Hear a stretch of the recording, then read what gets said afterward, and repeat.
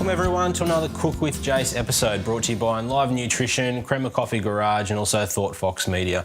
Today guys, I've got the perfect crispy skin salmon. Is it achievable at home? Absolutely guys. This is probably the dish that actually made my wife say yes when I proposed. I kid you not, the ability to cook this time in, time out, we literally have it twice to three times a week just because I've got a very consistent method guys, and it's not as hard as what you think. You'll notice that the ingredients today are nowhere near as voluminous as what we usually have. So there's no crazy chopping involved today, not a hell of a lot of prep, just attention to detail. So the way that we do it, there's a couple of ways that you can do the whole crispy skin. One of the traditional ways in terms of chefs, they will actually salt the skin of the salmon, okay, to draw some moisture out and get it super crispy. We're not doing that today. You don't need to. Cook with Jase is all about hard, fast, healthy cooking. So we're going to show you a way where you don't have to do that. All we'll need is some extra virgin olive oil, always the oil of choice when we're cooking, and some dried dill leaf tips. And literally that's it guys, 2 fillets of salmon here.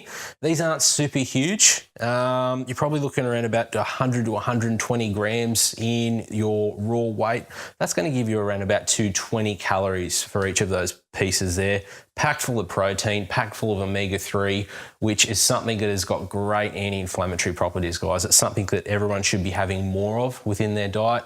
Great for brain health, cardiac health, and if you train hard, this is something that very much decreases that inflammatory process after you finish training. It's going to help you recover quicker. So very much, if there ever was a superfood, salmon would definitely be fitting in that. So what we want to get this on the heat. So we'll go over to the hob. Let's turn the gas on, crank that up, and then we're going to put all this together. I'm going to show you how to get crispy skin salmon every single time.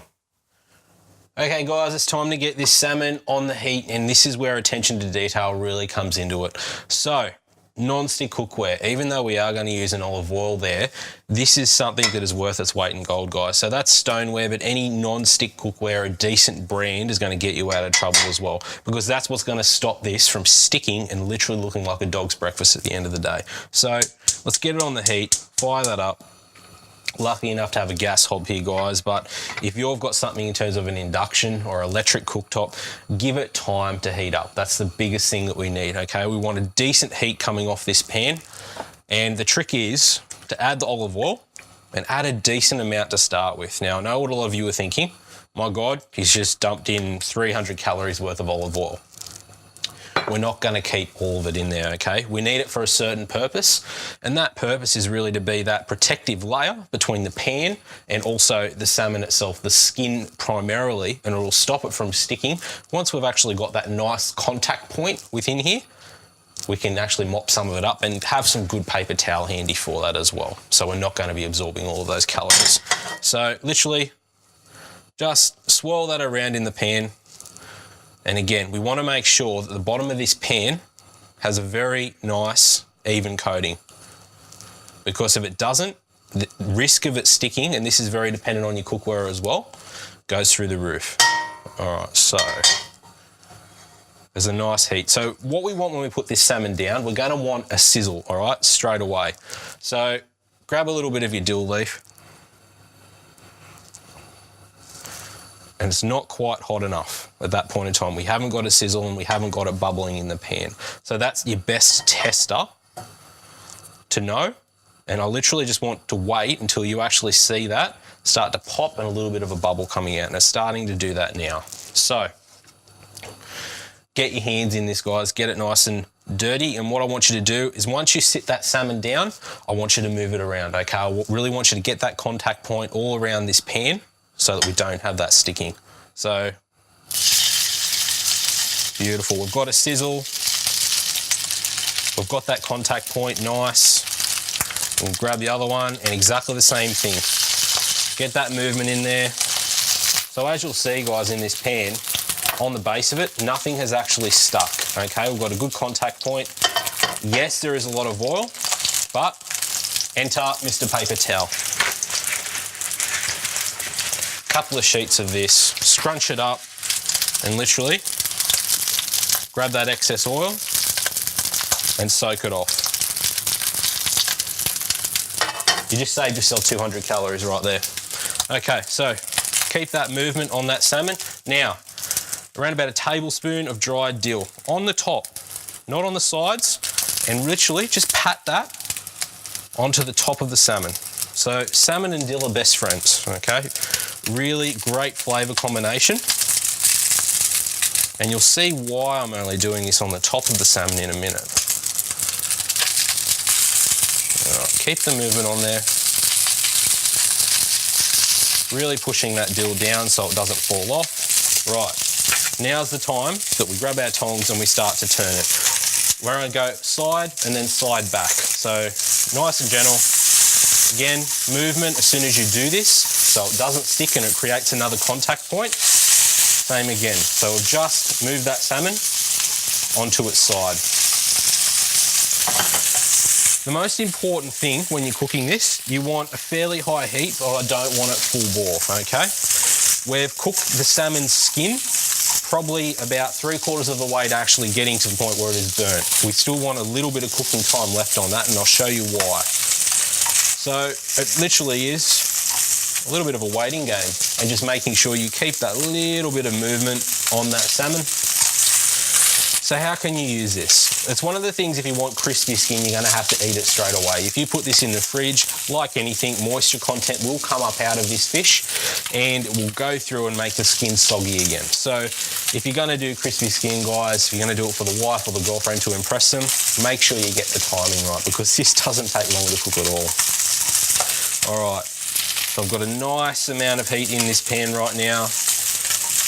No adhesion at all, which is exactly what we want. It's all about being smart with how you use your cooking oils. So yes, we did use a lot to start with so that we've got a contact point, but take it out at that point in time. Even though it's a healthy fat, it still adds extra calories. So it's a great way to save those calories.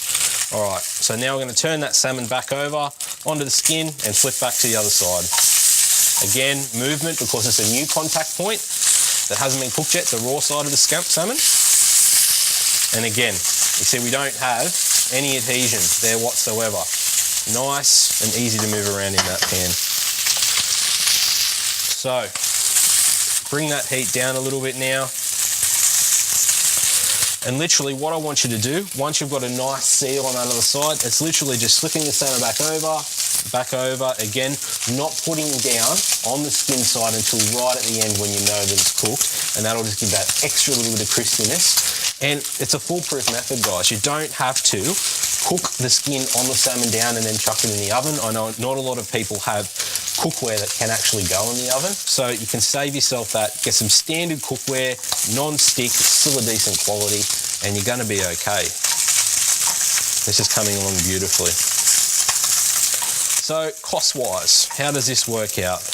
Salmon, generally one of the more expensive proteins to work with, but really we get this and it's around about, for a couple of fillets, $7. You can go and buy the frozen packs, but what you find then when you start to thaw that frozen salmon out, a little bit of a moisture content comes out and it can be a little bit harder to work with. All right, so let's just have a look at this now on this other side. Beautiful, we've got a good seal, and now we're just turning it back over. And this really is the point where we're going to just keep rotating it. So the biggest thing is, how do you know when it's ready? Because we haven't actually cooked the top point of this salmon, you will see it start to cook and that raw part in the center will start to diminish. So as an example right now, let's just have a look at this piece. All right. So from that, I can see we've got a tiny little bit left in the center to go. And the other one is very, very similar. So back over to this side. Now we know when it's nearly cooked, off the heat straight away. Turn that gas hob off. And we're going to let the residual heat in the pan finish the process. And this is the time when we go bang, skin side, okay? Because the last thing that I want that salmon to have is that contact point, crisping up that skin with that hot oil that's left in the pan.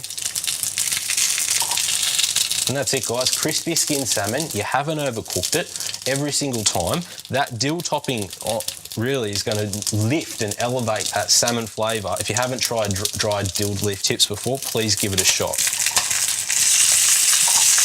Absolutely beautiful.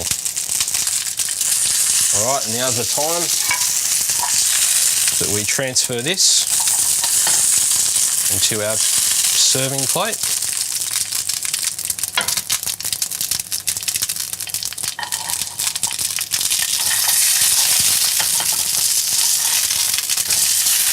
And there we go.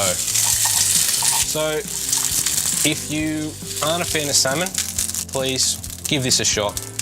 Every single time you will get a lovely crispy skin result like that, perfectly cooked through, a lovely dill coating on top. And guys, this is what it is. It's fast, healthy cooking. I guarantee you if you come home and you're tired from work, you can get this done in under 15 minutes and you will really enjoy your dinner, guys. This is restaurant quality.